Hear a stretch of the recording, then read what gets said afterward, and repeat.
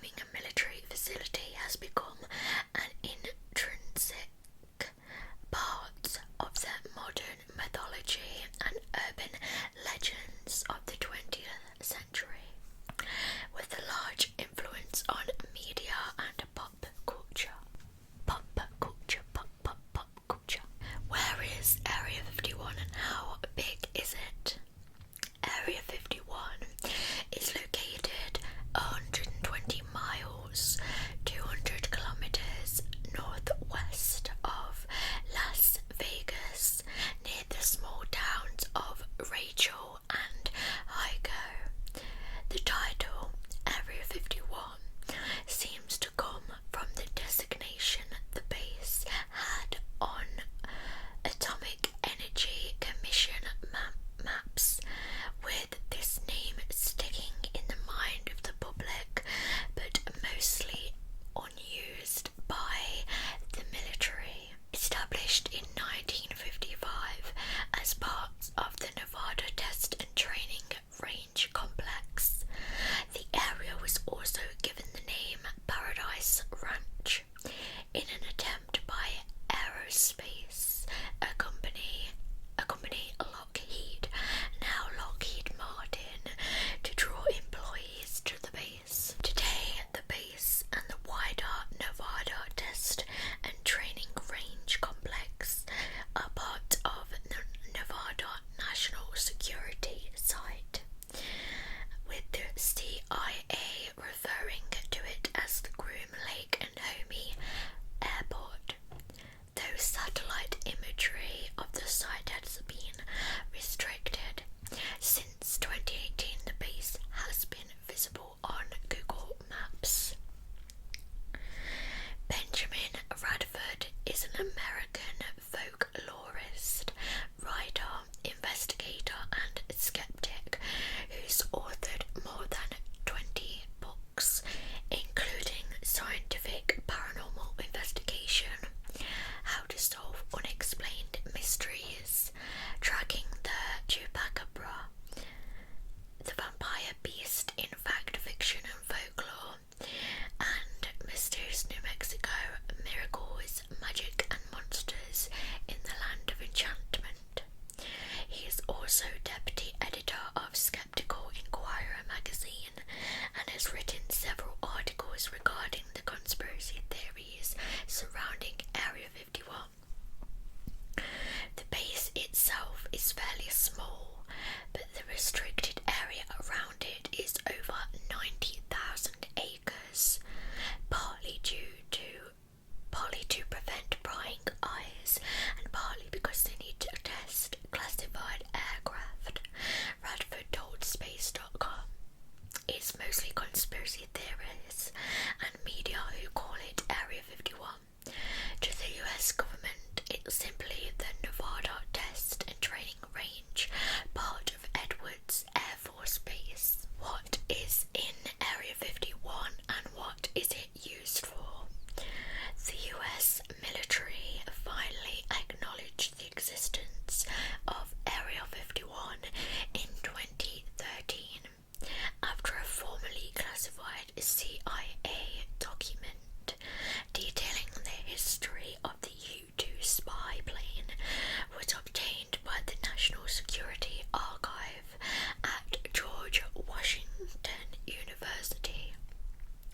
But that acknowledgement doesn't mean that a visit to the base is advisable. Radford said that there are still legitimate government and military reasons for keeping the base's activities secret. The military classifies Area 51 as a military operating area. On the ground, you'll encounter stern signs and armed guards patrolling the fence perimeters, guarded by buried motion sensors, cameras, guards, and so on, plus signs warning that deadly force is authorized, Radford explained. The borders of Area 51 are not fenced, but are marked with orange poles and warning signs.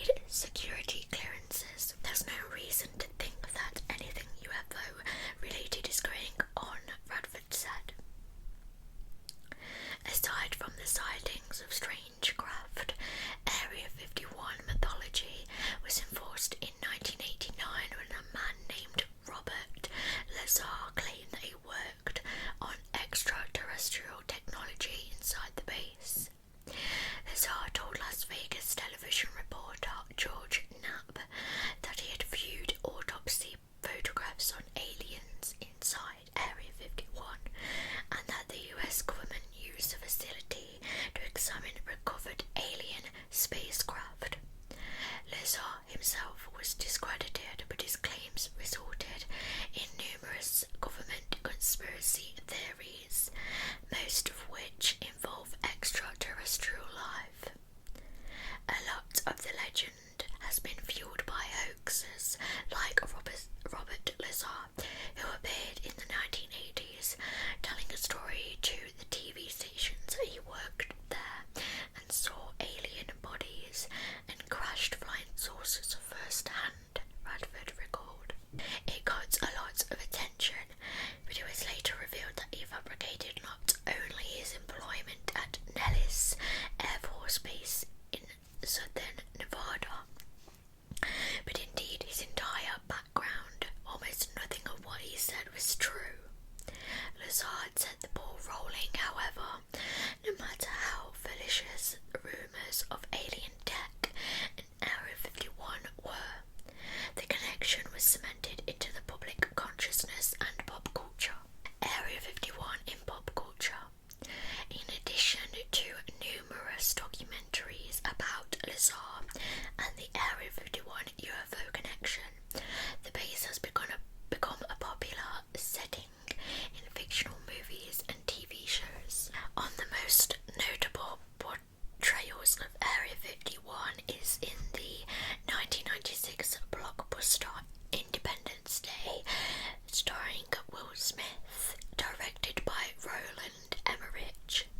This film grossed over $817 million worldwide and features the base as a pivotal location in humanity's fight against an alien invasion.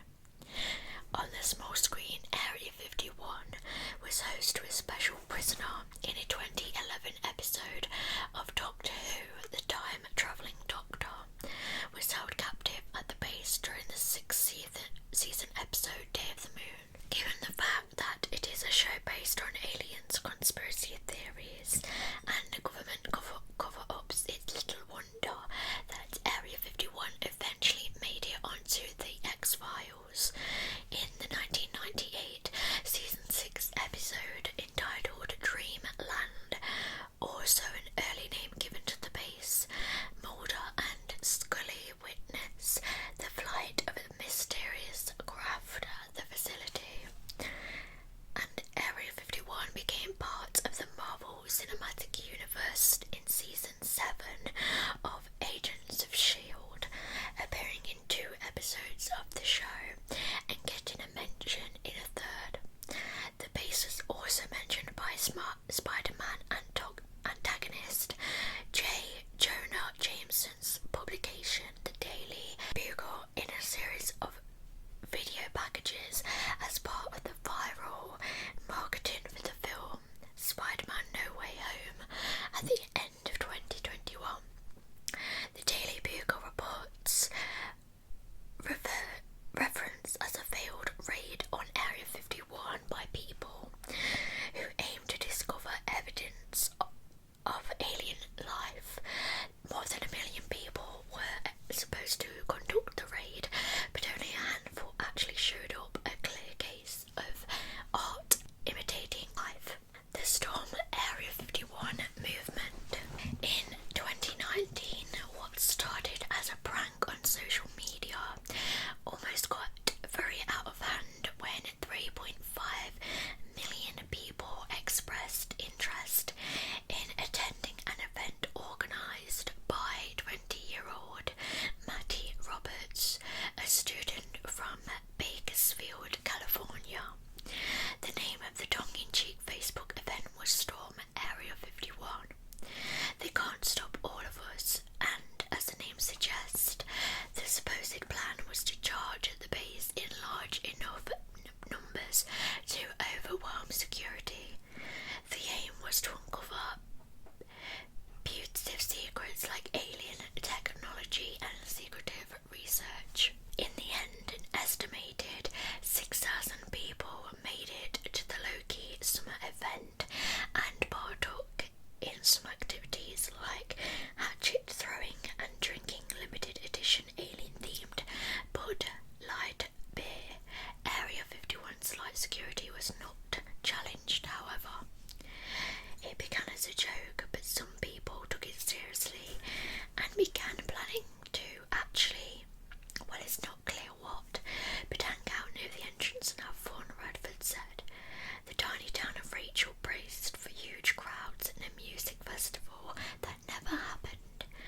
It was a huge fiasco, a smaller scale festival for the alien crowd, he said. And that's all I have on that part. Now I'm gonna go on to Groom Lake, which is pretty much in conjunction like with Area 51. It's like the same place, it's just like another name, like for where it's based basically. So it says here what factors contribute to the selection of Groom Lake as the site for Area 51. Remoteness, security, suitability and weather. Remoteness, because it's in the middle of nowhere. Low traffic on the highways. Security, because it is inside a high secure area that is off limits. And suitability, it's an adobe dry lake like Edwards AFB. Adobe is like concrete when dry, in self-repairs when wet, low maintenance. Groom Lake is large enough that you effectively have 360 runways. You can always take off and land upwind. Weather, it's a desert, very few rain or snow days. Kelly Johnson flew out to the Groom Lake to personally survey and select it for the U2 flight test. Even Edwards AFB was not remote enough for top secret flight unless you flew at night. We had a joke on the commercial side of aviation. Electric powered light would filter out all fly-by-night outfits. I hope you guys enjoyed that. I know it's a very short conspiracy theory, but I could only find like the main sort of points about Area 51, what it is, etc. And what people have said, like theorised, but obviously people saying it's not, but I don't know, who knows. But anyway, I hope you guys have enjoyed even though it's a short one this week. As always, if you've got any more conspiracy theories I haven't covered, please let me know, because I am getting down the list now and I am running out of conspiracy